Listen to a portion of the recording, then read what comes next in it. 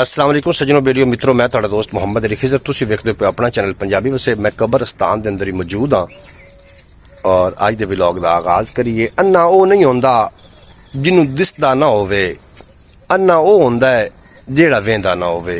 जनाब तुहानूं पता है कि सिलाब बड़े आए ने, बड़े सिलाब आए ने, लोगों दे बड़े नुकसान होए ने, बारिशां भी बड़ियां आईयां ने। यह बारिश वेख लवो तुसीं कितनी का आ रही है। बारिश चंगे लक्कड़ लुढ़ाई अज साढ़े पिंड का हालात है। बारिश बहुत ज्यादा हुई है। अज इतवार बारिश बहुत ज्यादा होनी पई।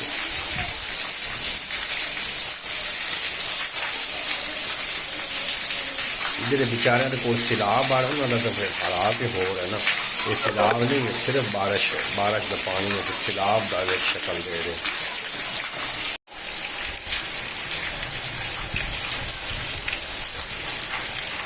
बारिश चेक करो, बारिश की लक्कड़ लुढ़ाई खलोती। बारिश ने बहुत घनी पाई गई।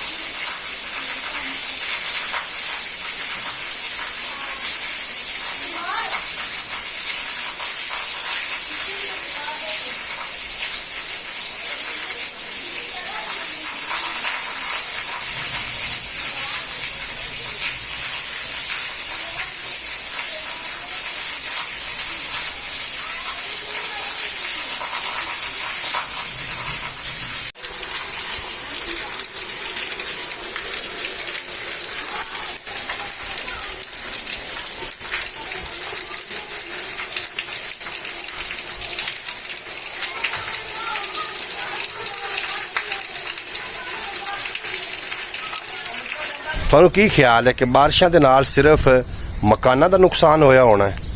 ਭਾਈ ਮਕਾਨਾਂ ਦਾ ਨੁਕਸਾਨ ਤਾਂ ਹੋਇਆ ਹੀ ਹੋਣਾ ਹੈ, ਜੀਂਦਿਆਂ ਲੋਕਾਂ ਦਾ ਨੁਕਸਾਨ ਤਾਂ ਹੋਇਆ ਹੋਣਾ ਹੈ, ਲੇਕਿਨ ਜਿਹੜੇ ਕਬਰਾਂ ਦੇ ਵਿੱਚ ਚਲੇ ਗਏ ਨੇ, ਹੋ ਸਕਦਾ ਕਿ ਕਬਰ ਦੀਆਂ ਜਿਹੜੀਆਂ ਢੇਰੀਆਂ ਨੇ ਇਹ ਵੀ ਜਨਾਬ ਪਾਣੀ ਦੇ ਨਜ਼ਰ ਹੋਈਆਂ ਹੋਣ। ਸਾਨੂੰ ਚਾਹੀਦਾ ਹੈ ਕਿ ਕਬਰਸਤਾਨ बारिश तो बाद वैसे भी जाना चाहिए। बारिश का कोई ज़रूरी नहीं कि बारिश आवे तो जावे बंदा, वैसे भी कब्रस्तान ज़रूर जाना चाहिए। सुबह सुबह अगर टाइम लग जाए, रोज़ाना भी टाइम लग जाए, फुर्सत होवे तो कब्रस्तान ज़रूर आ जाना चाहिए। तो जनाब कबर की जी ढेरियां ने, इन्होंने तो बारिशा ने काफ़ी नुकसान किया होना है।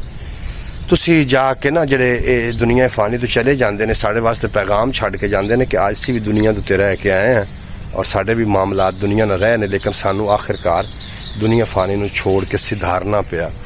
सानू फिर इस हकीकी दुनिया च आना पिया। कबरां वेखियां करो। मैं बाज़ औकात कबरां ऐसियां वेखियां ने कि जिहड़ी पानी की वजह तो जनाब वो ज़ेरे आब आईयां ते मुर्दियां दे कफन नज़र आ रहे हैं।